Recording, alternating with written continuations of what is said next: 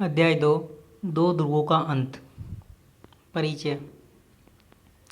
शीत युद्ध के सबसे सर्दगर्म दौर में बर्लिन दीवार खड़ी की गई थी और यह दीवार शीत युद्ध का सबसे बड़ा प्रतीक थी। 1989 में पूर्वी जर्मनी की आम जनता ने इस दीवार को गिरा दिया।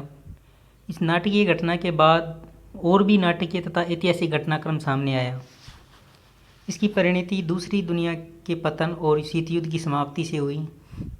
दूसरे विश्व युद्ध के बाद विभाजित हो चुके जर्मनी का एकीकरण हो गया।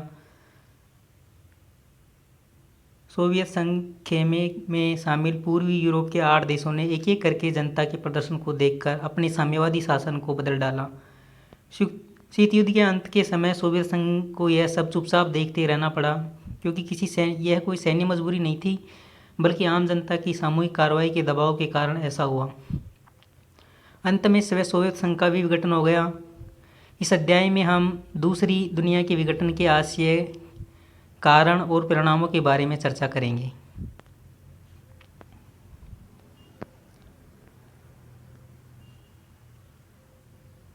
हम यह भी चर्चा करेंगे कि सोवियत संघ के पतन के बाद दुनिया के इस हिस्से में क्या हुआ और इन देशों से भारत के रिश्ते कैसे हैं।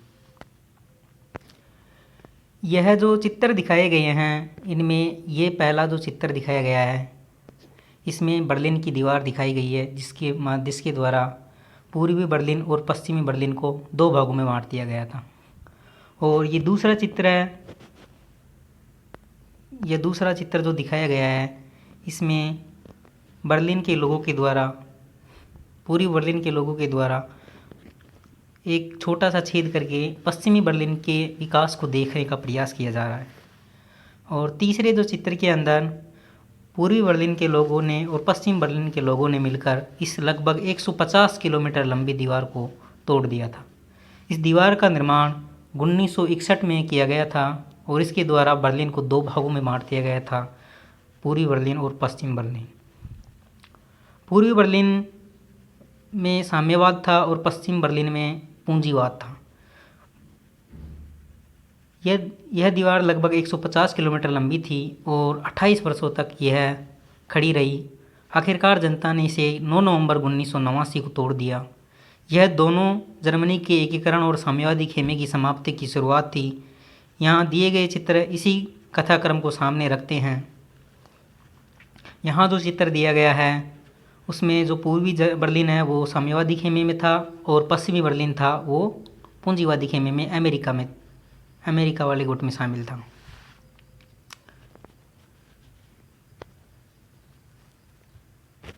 अब सोवियत प्रणाली क्या थी।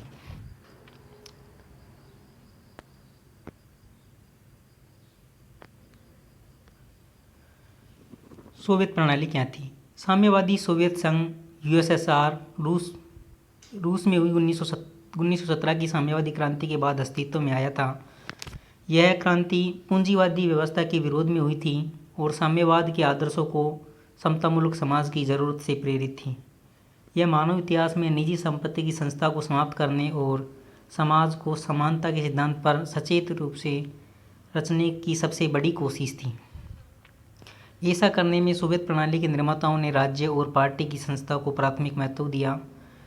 सोवियत राजनीतिक प्रणाली की धुरी कम्युनिस्ट पार्टी थी। इसमें किसी अन्य राजनीतिक दल या विपक्ष के लिए जगह नहीं थी। अर्थव्यवस्था योजनाबद्ध और राज्य के नियंत्रण में थी। जो ये सोवियत संघ यूएसएसआर प्रणाली थी, ये रूस में 1917 में जो साम्यवादी क्रांति हुई थी उसके बाद अस्तित्व में आई थी। यह जो अमेरिका में पूंजीवादी व्यवस्था थी उसके विरोध में एक साम्यवाद स्थापित करने की कोशिश थी। ये लोग जो साम्यवादी लोग थे, ये निजी पूंजी को समाप्त करना चाहते थे और संपूर्ण कार्य राज्य को देना चाहते थे।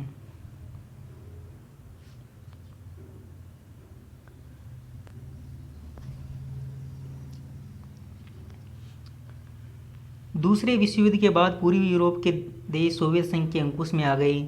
सोवियत सेना ने इन्हें फांसीवादी ताकतों के चंगुल से मुक्त करवाया था। इन सभी देशों की राजनीतिक और सामाजिक व्यवस्था को सोवियत संघ की साम्यवादी प्रणाली की तर्ज पर ढाला गया। इन्हीं इन्हें ही साम्यवादी खेमे के देश या दूसरी दुनिया कहा जाता है। इस खेमे का नेता साम्यवादी सोवियत गणराज्य था। दूसरे विश्व युद्ध के बाद सोवियत संघ महाशक्ति के रूप में उभरा। अमेरिका को छोड़ दे तो सोवियत संघ की अर्थव्यवस्था शेष विश्व की तुलना में कहीं ज़्यादा विकसित थी। सोवियत संघ की संचार प्रणाली बहुत उन्नत थी। इनके पास विशाल ऊर्जा संसाधन था, जिसमें खनिज तेल, लोहा, इस्पात तथा मशीनरी उत्पादन शामिल हैं। सोवियत संघ के दूर दराज के इलाके भी आवागमन की सुव्यवस्थित और विशाल प्रणाली के कारण आपस में जुड़े हुए थे। सोवियत संघ का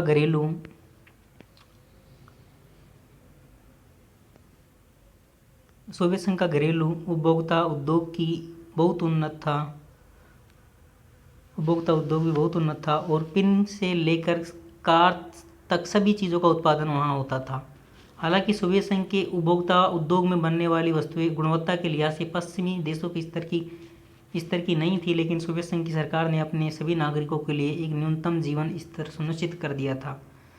सरकार बुनियादी ज़रूरत की चीज़ें मसलन स्वास्थ्य सुविधा, शिक्षा, बच्चों की देखभाल तथा लोक कल्याण की अन्य चीज़ें रियायती दर पर मुहैया कराती थी।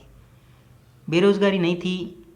मिल्कियत का प्रमुख रूप राज्य का स्वामित्व था तथा भूमि और अन्य उत्पादक संपदाओं पर स्वामित्व होने के अलावा नियंत्रण भी राज्य का ही था। बहरहाल सोवियत प्रणाली पर नौकरशाही का शिकंजा कसता चला गया। यह प्रणाली सत्तावादी होती गई और नागरिकों का जीवन कठिन होता चला गया। लोकतंत्र और अभिव्यक्ति की आज़ादी नहीं होने के कारण लोग अपनी असहमति अक्सर चुटकुलों और कार्टूनों से व्यक्त करते थे। सोवियत संघ की अधिकांश संस्थाओं में सुधार की जरूरत थी। सोवियत संघ में एक दल यानी कम्युनिस्ट पार्टी का शासन था और इस दल का सभी संस्थाओं पर गहरा अंकुश था। यह दल जनता के प्रति जवाबदेह नहीं था। जनता ने अपनी संस्कृति और बाकी मामलों की साज संभाल अपने आप करने के लिए 15 गणराज्यों को आपस में मिलाकर सोवियत संघ बनाया था। लेकिन पार्टी ने जनता की इस इच्छा को पहचानने से इनकार कर दिया। हालांकि सोवियत संघ के नक्शे में रूस संघ के 15 गणराज्यों में से एक था, लेकिन वास्तव में रूस का हर मामले में प्रभुत्व था। अन्य क्षेत्रों की जनता अक्सर उपेक्षित और दमित महसूस करती थी।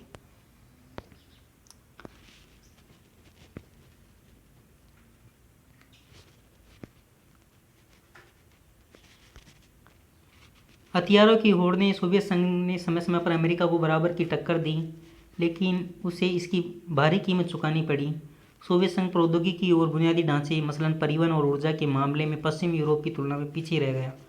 लेकिन सबसे बड़ी बात तो यह थी कि सोवियत संघ अपने नागरिकों की राजनीतिक और आर्थिक आकांक्षाओं को पूरा नहीं कर सका। सोवियत संघ ने 1979 में अफगानिस्तान में हस्तक्षेप किया। इससे सोवियत संघ की व्यवस्था और भी कमज़ोर हो गई।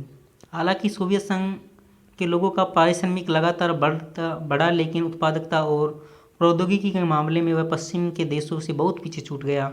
इससे हर तरह की उपभोक्ता वस्तु की कमी हो गई। खाद्यान्न का आयात साल दर साल बढ़ता गया। 1970 के दशक के अंतिम वर्षों में यह व्यवस्था लड़खड़ा गई थी और अंततः ठहर सी गई थी।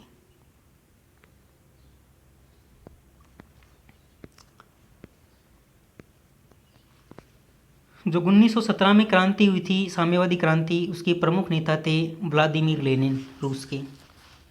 इनका जन्म 1870 में हुआ और इनकी मृत्यु 1924 में हुई थी।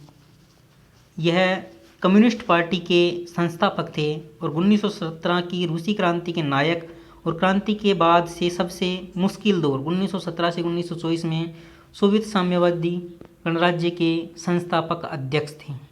मार्क्सवाद के असाधारण सिद्धांतकार और उसमें अमली जामा पहनाने में महारत थी।